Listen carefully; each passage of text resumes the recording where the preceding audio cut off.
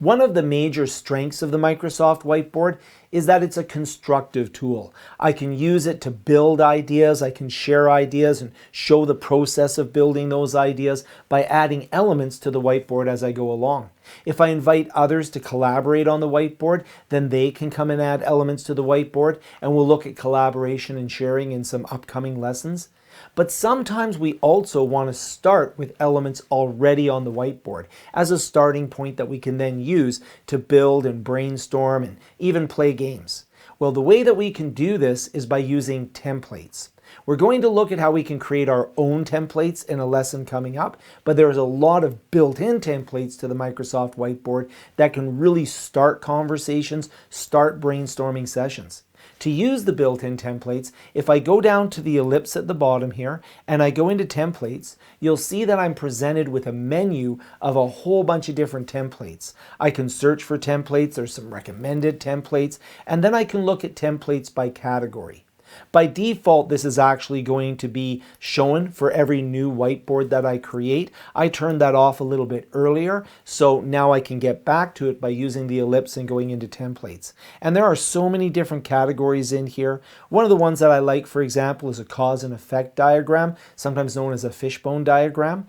And I can go in and I can preview this template, and you can see, okay, it gives me some information on it. And it's quite nice because when I say I'm going to use the template, I can just move it to where I'd like it on the whiteboard. Because remember, I have an infinite canvas, so I could have multiple templates on here, but I'm going to paste it onto the whiteboard. And you'll notice a few things right away. First of all, there are some tips and there's a description of the template. So if you're not familiar with it or if you need a refresher on it, you can look at that. And you'll also notice down here at the bottom that it put my screen to, or my whiteboard, to 16%. That's in order to accommodate all of the elements of the template. And it's a little hard to read, so I could scroll in and then I could use that and move things around as I needed to in order to get the template in place. I can choose all of the elements and move them around at once. I can choose individual elements, and I can also edit, of course, all of these elements as well. Sometimes I actually like to use templates on a larger interactive display. If I'm projecting this up to a room on a screen, then I have a lot of space, so I can zoom in, zoom out.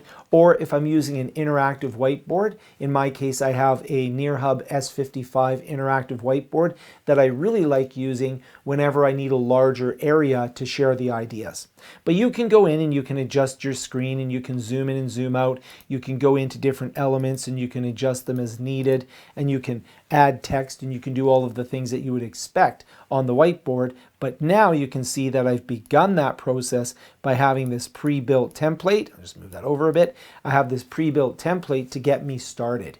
Now I'll show you in another lesson coming up how we can actually create our own templates and then have copies of those as well. But for now, the built-in templates gives me a great starting point with just many different templates that I can choose from. And this is a great way to start conversations and work with the Microsoft Whiteboard with pre-populated elements on it.